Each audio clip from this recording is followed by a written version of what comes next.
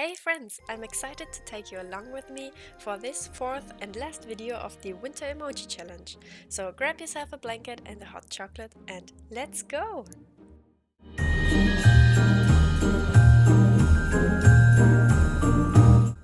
So the emojis for today's drawing are a mouse, a Christmas tree and a letter. As you can see here, I'm going in with thumbnails to envision the image I had in my head, because you never know how those turn out if you actually put them on paper. And I was envisioning a family decorating their Christmas tree, and because mice are small, they obviously need a ladder.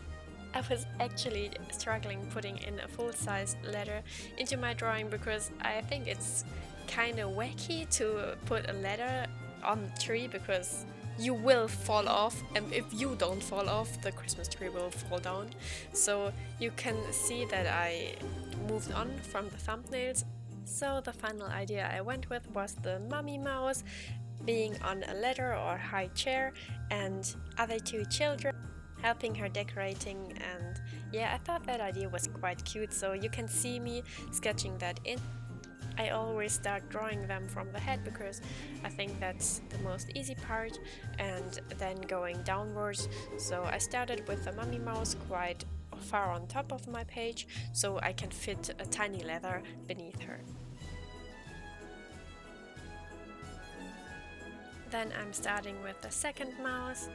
Yeah, I wanted to make this one really cute, so it's not really able to help with decorating the Christmas tree, but both of the other mice are pretending it helps, or she helps, he helps, I don't know, helps very much, so everyone is happy, and I thought that idea was quite cute, so I kept it.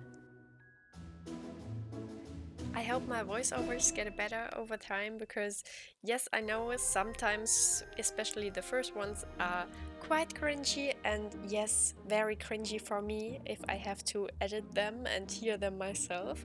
So yeah, I thought maybe exercise will make them better, so we'll keep going, I guess.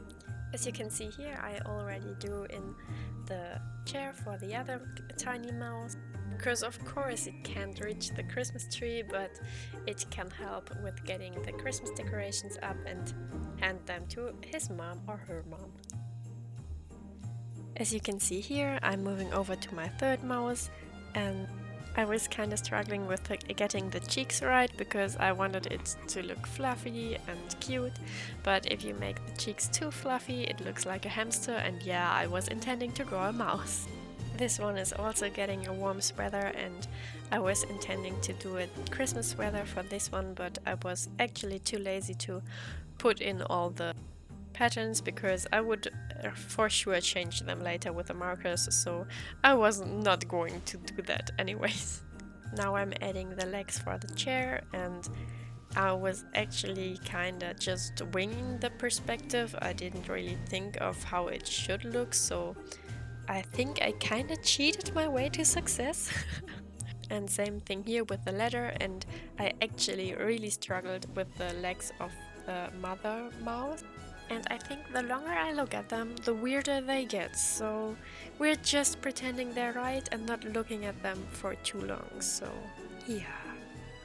Going over to something different, namely cheating on perspective.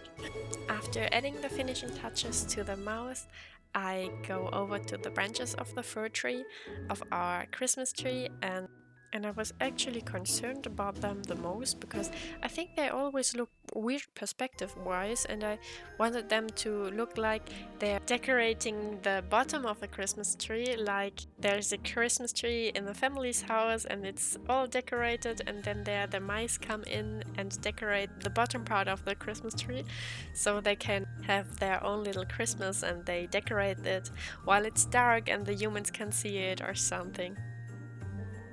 And I thought this idea was quite magical, so I went with that.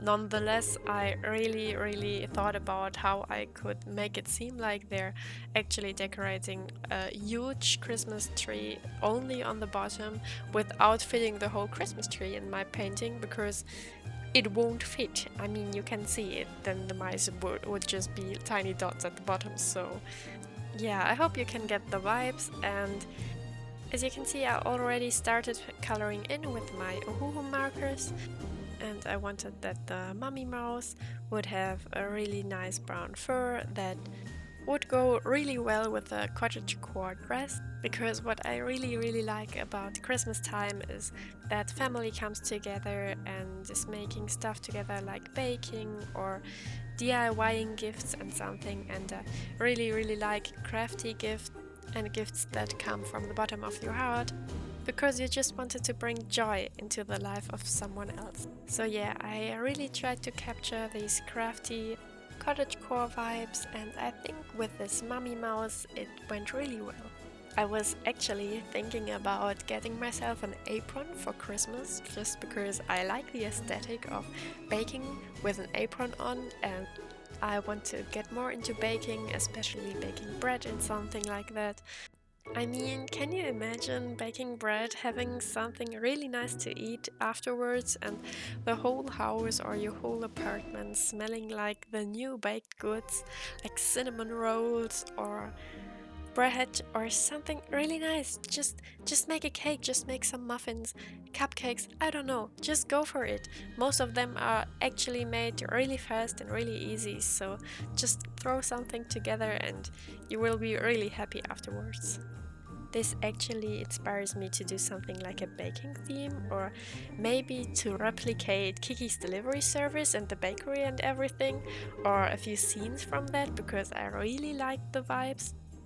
And if you're actually looking for a good book on that, you can go for A Wizard's Guide to Defensive Baking. I read that in autumn, and it was the greatest book, really.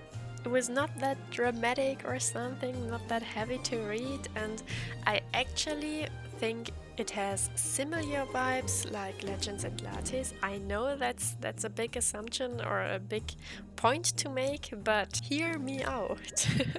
A Wizard's Guide to Defensive Baking is a fantasy novel written by Kingfisher. The story revolves around a young girl named Mona who possesses a unique magical ability related to baking. Living in a city filled with magical dangers, Mona finds herself entangled in a series of unexpected events as she tries to navigate the challenges that come with her magical gift. The book combines humor, magic, and a dash of mystery, offering an entertaining and whimsical tale with a focus on resilience and self-discovery. So if you're still looking for something to read on Christmas, take that one. As you can see, I've now colored in all my sketches and I'm going in to make the shades now. Here I'm starting with the leather because I thought it looked quite two-dimensional without the shadings, but I think with shading it fixed everything, so I'm fine with it. So while you watch me draw the rest of my illustration, I thought I could read a short story to you. Once upon a time, in a cozy little village, nestled in the heart of the enchanted forest, there lived a community of mice. These weren't your ordinary mice, they were magical mice who had a special ability to spread joy and happiness during the most wonderful time of the year, Christmas. The leader of the Merry Mouse community was a wise elder named Grandpa Whiskertail. Grandpa Whiskertail was known for his long, silvery whiskers and a twinkle in his eye that could rival the brightest star in the winter sky. He was loved by all the mice in the village, and every year he would gather them around the most magical Christmas celebration. As the snowflakes gently fell, coating the village in a soft blanket of white, the mice scurried about, preparing for the grand Christmas Eve feast. Tiny mice in Santa hats trimmed the cheese tree with bits of shiny ribbon, while others hung acorn ornaments and strung popcorn garlands. The air was filled with the scent of pine and roasted chestnuts, and laughter echoed through the tunnels. The excitement reached a feather pitch when little Missy Mouse discovered a mysterious box tucked away in the corner of the village square. It was wrapped in shimmering paper and tied with a golden bow. Grandpa Whiskertail explained that it was a special gift from the Christmas mouse, a magical creature who visited only once a year to spread cheer and enchantment. With eager anticipation, the mice gathered around as Grandpa Whiskertail carefully opened the box. To their delight, inside was a tiny sleigh, adorned with jingling bells and pulled by 8 miniature reindeer. It was the Christmas Mouse's way of letting them know that something extraordinary was about to happen. The mice climbed aboard the tiny sleigh, and with a wave of Grandpa Whiskertail's magical tail, they were whisked away through the snowy forest. The enchanted sleigh soared over treetops and sailed through the crisp night air. The mice couldn't contain their joy as they saw the twinkle of the Christmas lights in the distance. The sleigh landed in a bustling human town, and the mice marveled at the festive decorations and the warm glow of hearth fires. The Christmas Mouse had brought them to share the joy of Christmas with the humans. The mice scattered, each finding their own way to spread happiness. Some helped decorate Christmas trees, while others carefully placed presents under them. A group of mice even formed a tiny choir and sang carols, capturing the hearts of everyone who heard them. As the clock struck midnight, the mice gathered back at the enchanted sleigh. Grandpa Whiskertail gave a nod, and with a magical whoosh, they returned to their cozy village.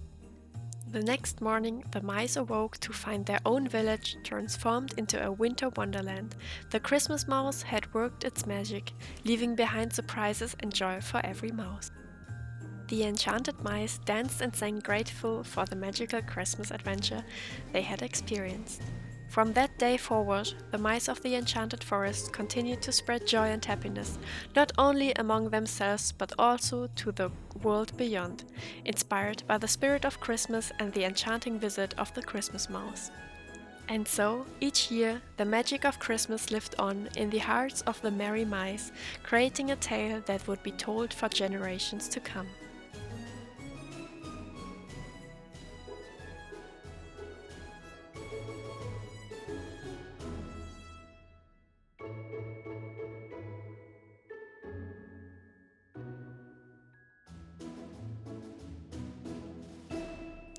I wholeheartedly hope that you enjoyed this little Christmas story, and may your Christmas be a magical tapestry woven with joy, warmth, and delightful moments. May the enchantment of the season fill your days with wonder, and may the spirit of happiness be your constant companion. Here's to a holiday season filled with love, laughter, and the joyous magic that makes Christmas truly special. To finish this illustration, I delicately applied the final embellishments to my illustration, using colored pencils, impairing a subtle texture, and refining the outlines to elevate the overall visual appeal. After that, I'm coloring in the background because I felt like it was looking a bit blank without color. I was kind of concerned with the orange because I still wanted a contrast to the mice in the foreground, but I also wanted it to feel warm. Therefore, I went with this yellowish orange tone, and I think it did the job quite well. Now there comes my favorite part, adding in the highlights with my Posca pen and making everything shiny and seeming like it is hit by light. I really hope you like this illustration and enjoyed the winter emoji challenge. If you have any suggestions on what I should do next or a bit of feedback for me, then please let me know. I hope you're having a very beautiful Christmas season, and I hope to see you next time. Bye!